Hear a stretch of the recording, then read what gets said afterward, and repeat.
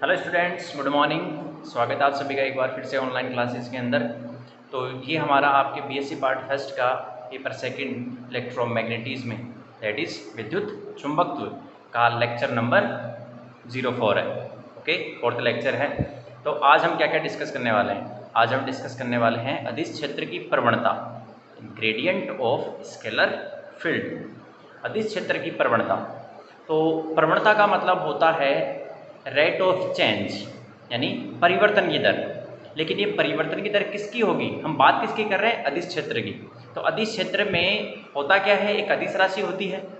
तो उस अदिश राशि, देखो प्रवणता का मतलब क्या होगा, सिंपल भाषा में समझें तो प्रवणता का मतलब है कि किसी अदिश राशि के दूरी के सापेक्ष अधिकतम परिवर्तन की दर, किसी अदिश राशि के दूरी के सापेक्ष अधिकतम परिवर्तन की दर उस अदिश राशि की प्रवणता कहलाती है। यदि फाई कोई अदिश राशि हो तो फाई में परिवर्तन लेंगे दूरी के सापेक्ष, और परिवर्तन का मतलब क्या होता है? Simple D phi upon D R, D phi by D R या D phi by D X, D phi by D Y हो सकता है। ठीक है, तो ये हम यहाँ पर डिस्कस करेंगे। चलते हैं, देखो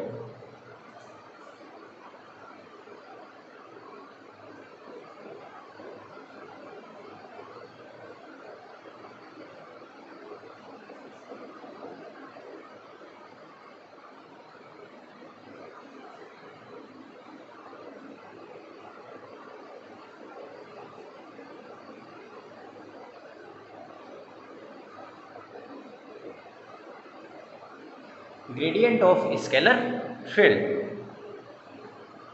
ग्रेडियंट ऑफ स्केलर फील्ड, अदिश क्षेत्र की प्रवणता। तो सबसे पहले मैंने समझाया आपको कि प्रवणता का मतलब क्या होगा। दूरी के सापेक्ष अदिश राशि में अधिकतम परिवर्तन की दर उस अदिश राशि की प्रवणता कहलाती है। तो प्रवणता तो हो गई, और हम देखेंगे, हम इसको डिराइव करेंगे, इसको व्युत्पन्न करेंगे कि जो अधिकतम परिवर्तन की दर है वो लंबवत दिशा में आएगी, लंबवत दिशा में आएगी। हम यहाँ पर लेके चलेंगे सम अदिश पृष्ठ, क्योंकि अदिश क्षेत्र है, अदिश क्षेत्र को पृष्ठ के द्वारा निरूपित किया जाता है। याद होगा आपको, अदिश क्षेत्र को पृष्ठ के द्वारा निरूपित किया जाता है, जबकि सदिश क्षेत्र को क्षेत्र रेखाओं के द्वारा निरूपित किया जाता है।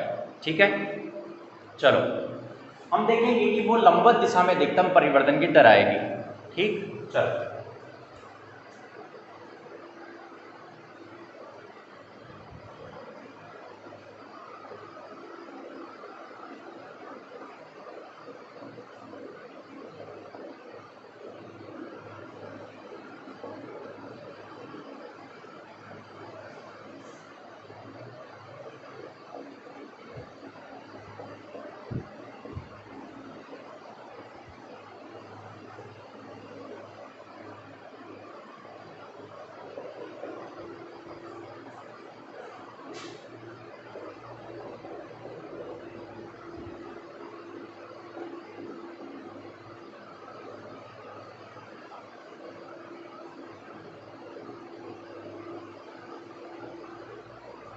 किसी अदिश क्षेत्र की प्रवणता का तात्पर्य अदिश राशि की दूरी के सापेक्ष अधिकतम परिवर्तन की दर से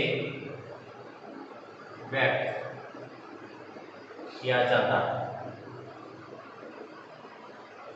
ठीक है बच्चों, किससे व्यक्त किया जाता है? अधिकतम परिवर्तन की दर से। ठीक है,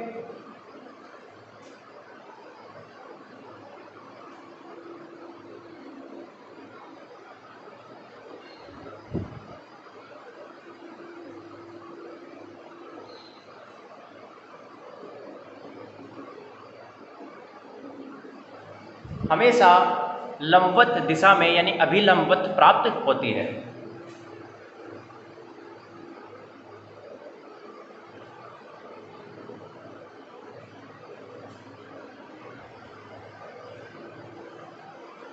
कैसे प्राप्त होती है? परपेंडिकुलर, अभिलंबवत। ठीक, तो प्रवणता को इंग्लिश में क्या बोलते हैं? ग्रेडियंट बोलते हैं, GRADIENT, ग्रेडियंट। ठीक है, चलो अब इसके लिए हम क्या करेंगे, एक डायग्राम बनाएंगे और उसके लिए फॉर्मूला इन सूत्र डिराइव करेंगे, व्युत्पन्न करेंगे। चलो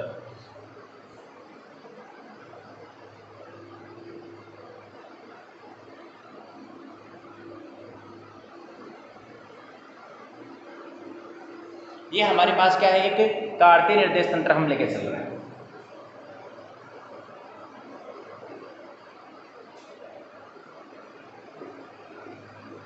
एक्स अक्ष वाई एक्सिस, ये हमारा क्या है, मूल बिंदु, ये ओरिजिन पॉइंट है, मूल बिंदु O है।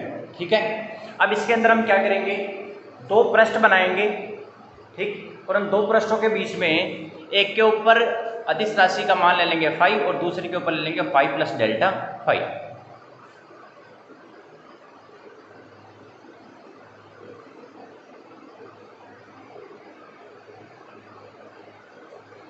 ये अपने पास दो सरफेस हैं, सरफेस S1 और सरफेस S2, क्योंकि सरफेस को S से रिप्रेजेंट करते हैं। ये पृष्ठ S1 है और ये पृष्ठ S2 है।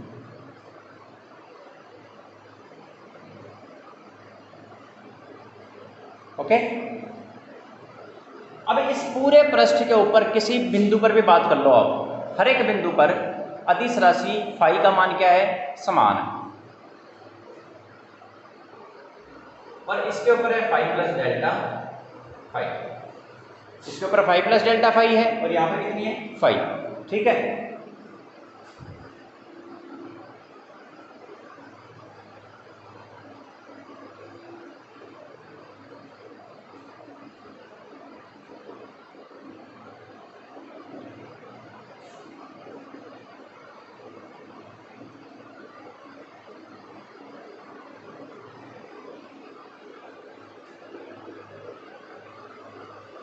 कार्तीय निर्देश तंत्र में दो समअदिश पृष्ठ S1 एवं S2 हैं, जिन पर क्रमशः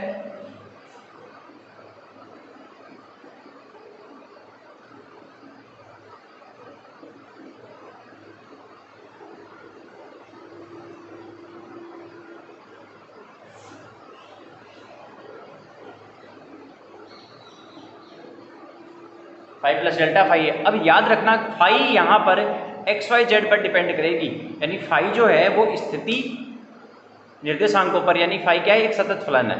ठीक है, वो आपको याद रखना है।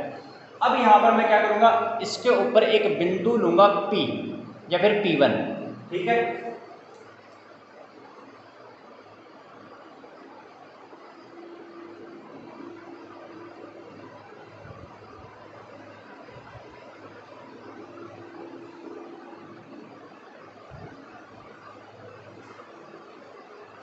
और इस बिंदु P1 का स्थिति सदिश कितना है, R वेक्टर। ठीक है, मूल बिंदु से इसका स्थिति सदिश कितना है, R वेक्टर। अब S2 पृष्ठ के ऊपर एक दूसरा बिंदु है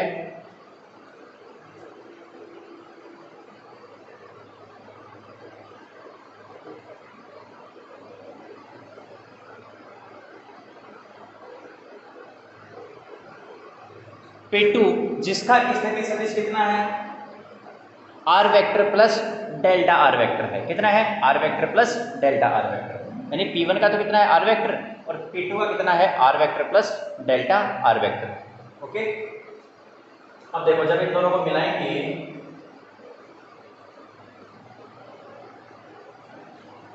तो ये तो है R vector plus delta R vector और ये है R वेक्टर, तो ये कितना होगा, ये ऐसा हो गया कि O P1 vector plus P1 P2 vector बराबर होगा O P2 वेक्टर से।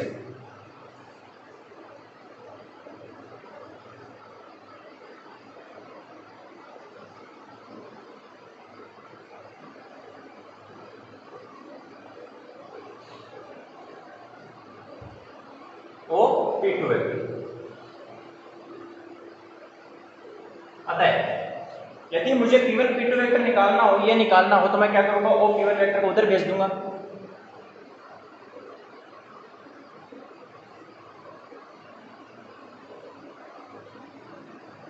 और यहाँ से इसका मान कितना आएगा, इसका मान कितना है, R प्लस डेल्टा R, और इसका कितना है, R। R से R कैंसिल हो जाएगा, क्या बच जाएगा, डेल्टा R वेक्टर,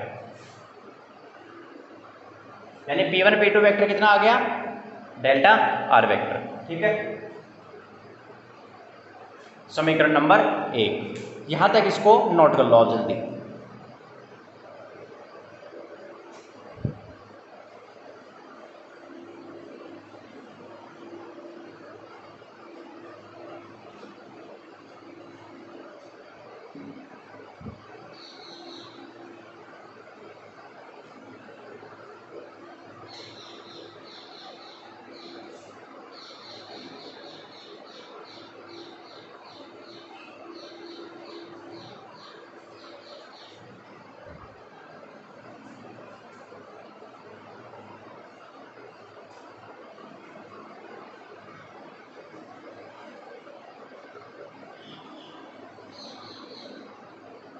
तो यहाँ पर हमने P1 P2 वेक्टर की वैल्यू निकाल ली है और अब आगे इसको सॉल्व करते हैं।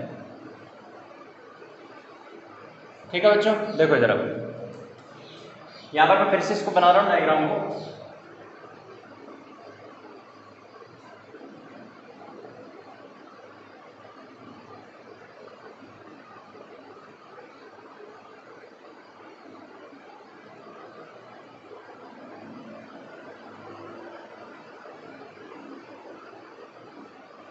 ये कितना था आर वेक्टर और ये कितना है r vector plus delta are vector. यहाँ पर फाइव है और यहाँ पर कितना है 5 प्लस डेल्टा 5। अच्छा ये कितना आ गया, ये आ गया अपने पास delta are vector, delta are vector. ठीक है, अब देखो प्रश्न S2 के ऊपर एक दूसरा पॉइंट चूज करेंगे और वो कैसा होगा, वो P1 से बिल्कुल लंबवत होगा।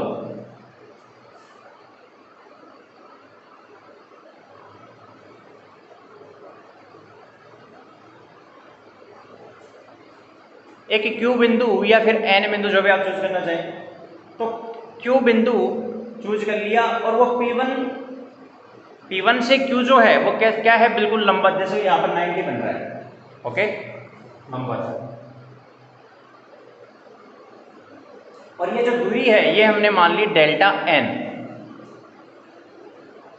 कितनी है ये दूरी, डेल्टा n है। अब देखो यहां से यहां जाने में परिवर्तन कितना हो रहा है, पहले 5 था और फिर 5 प्लस डेल्टा 5 हो गया अदिश राशि। तो अदिश राशि में परिवर्तन कितना है, डेल्टा 5 है। अरे यहाँ 5 था, यहाँ 5 प्लस डेल्टा 5 हो गया, तो कितना है, चेंज कितना आया, डेल्टा 5 का। एक बार तो हम जाएंगे P1 से P2 दिशा में तो भी डेल्टा 5 का चेंज है, एक बार जाएंगे P1 से Q तो भी डेल्टा चेंज है, लेकिन फर्क किसका है, इधर डेल्टा R है, इधर डेल्टा N है। चलो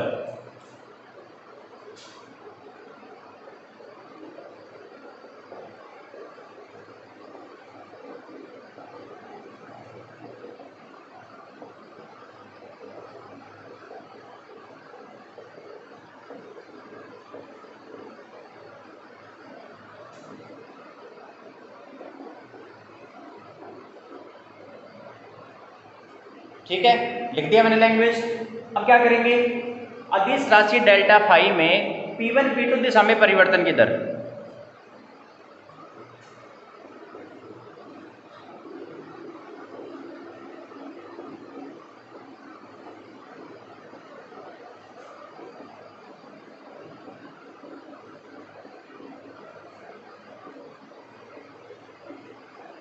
तो P1 P2 दिशा में परिवर्तन की दर क्या होगी, डेल्टा 5 अपॉन P1 P2 दिशा में दूरी कितनी है, डेल्टा R।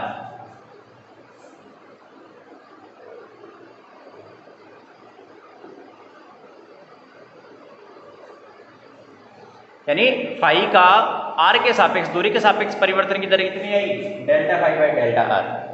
और अवकलज के रूप में क्या लिख देंगे, d5 बाई dr। ठीक है, लेकिन एक बार P1 Q दिशा में भी लिख लेते हैं।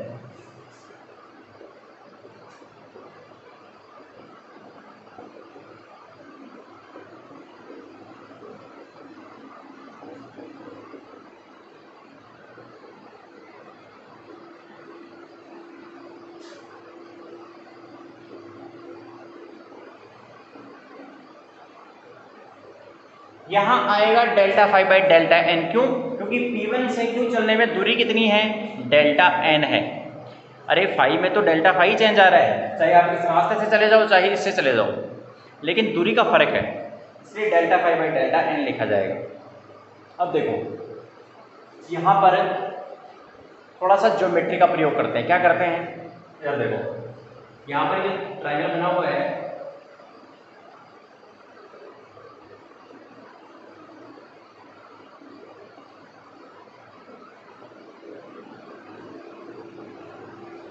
यही है P1 Q P2।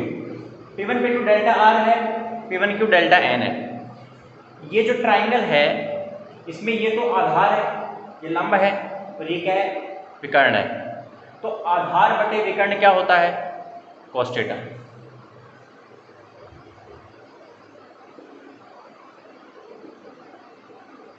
आधार बटे विकर्ण बराबर cos थीटा। तो यहां से डेल्टा R की वैल्यू कितनी आ जाएगी,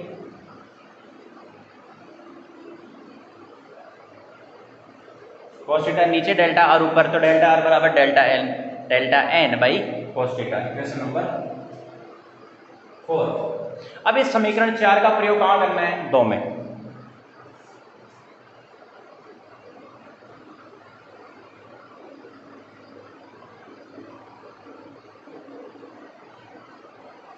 ठीक है, तो ये क्या आ जाएगा?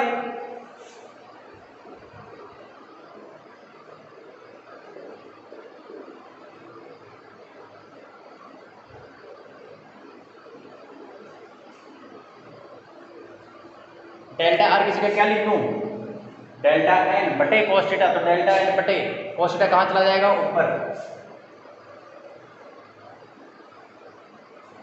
अब यदि मैं इसकी अधिकतम परिवर्तन की दर ले लूं कि ये जो P1 से P2 दिशा में जा रहा हूं, यदि इसमें मैं मैक्सिमम लेना चाहूं कि मैक्सिमम कब होगा ये, देखो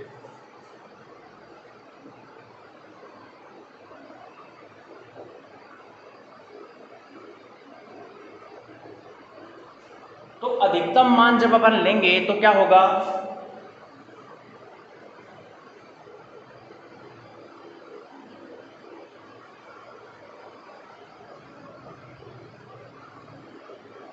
मैक्सिमम, ये मैक्सिमम तभी हो सकता है जब cos थीटा का मान मैक्सिमम कितना होता है? 1। और 1 cos थीटा 1 कब होता है? जब थीटा क्या हो? 0 डिग्री।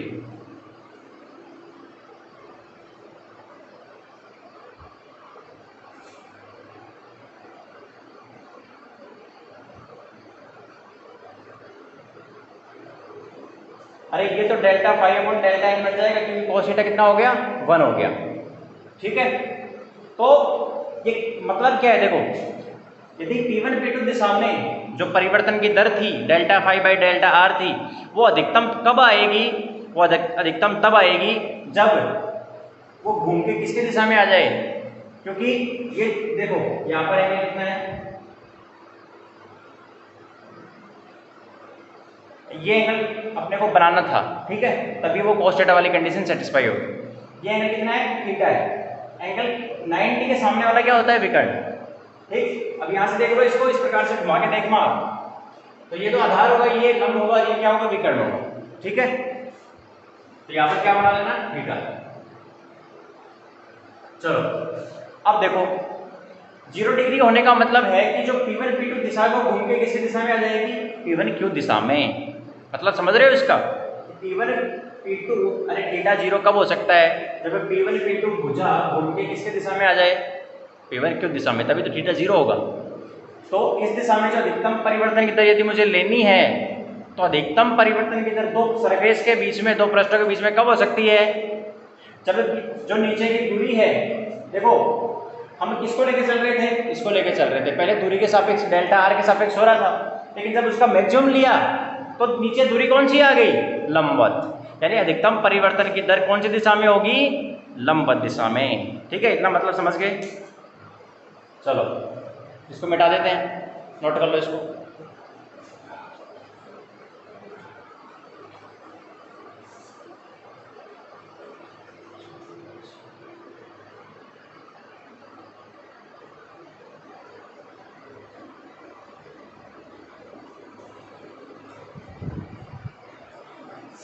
तो हमने निकाल लिया कि जो अधिकतम परिवर्तन की दर है वो कौन सी दिशा में आ रही है? वो डेल्टा 5 बाई डेल्टा एन, मतलब लंबवत दिशा में आ रही है।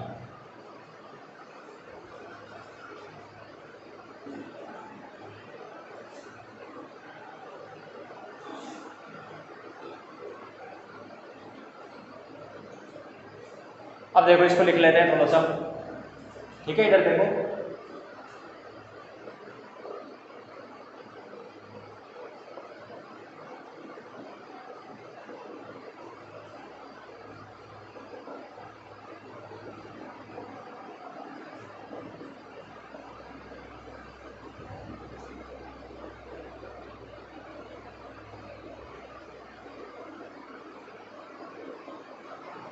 D five by D n होगी।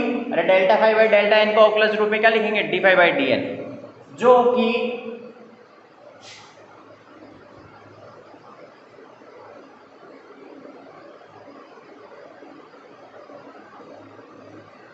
कौन सी दिशा में है? लंबवत दिशा में है। ठीक है। अब देखो लंबवत दिशा में है, लंबवत दिशा का मतलब क्या है कि ये दिशा,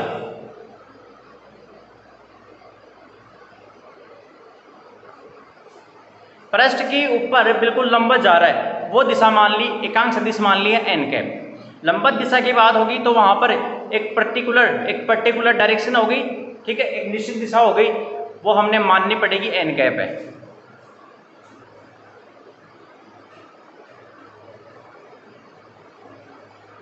एकांक सदिश, ठीक है बच्चों। तो अब हमें इस क्या करना पड़ेगा, तो प्रवणता क्या होगी,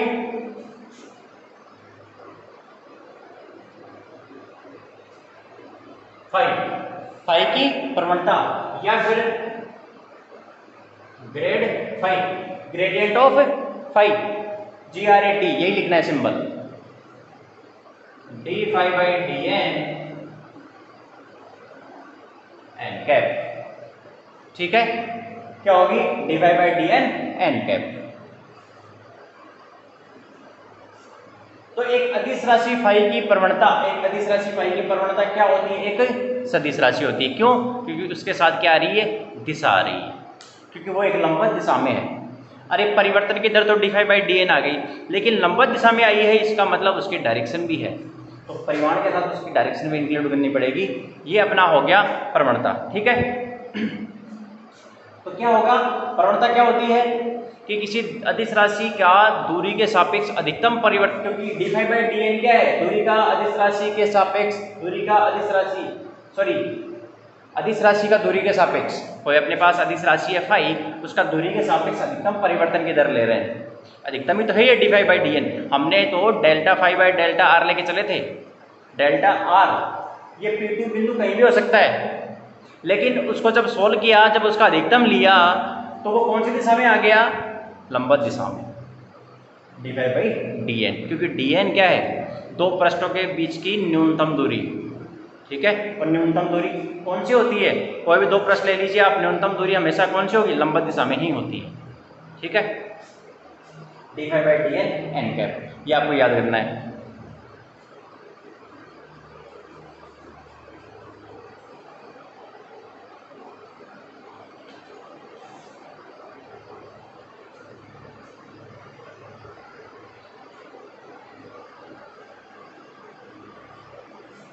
और इसका यदि भौतिक महत्व पूछा जाए कि प्रवणता का भौतिक महत्व बताइए, तो प्रवणता का भौतिक महत्व भी यही होगा कि किसी दूरी, किसी अदिश राशि का दूरी के सापेक्ष अधिकतम परिवर्तन की दर प्रवणता कहलाती है, और वह लंबवत दिशा में प्राप्त होती है।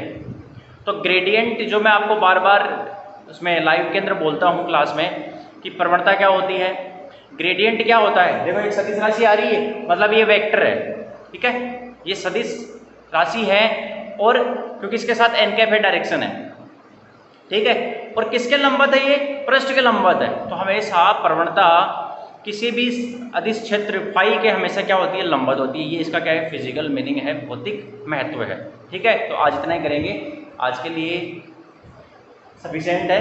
अब नेक्स्ट लेक्चर में हम क्या करेंगे, इसका कार्तीय निर्देश तंत्र में मान ज्ञात करेंगे, ठीक है, प्रवणता का। ओके, आज के लिए इतना ही, थैंक यू।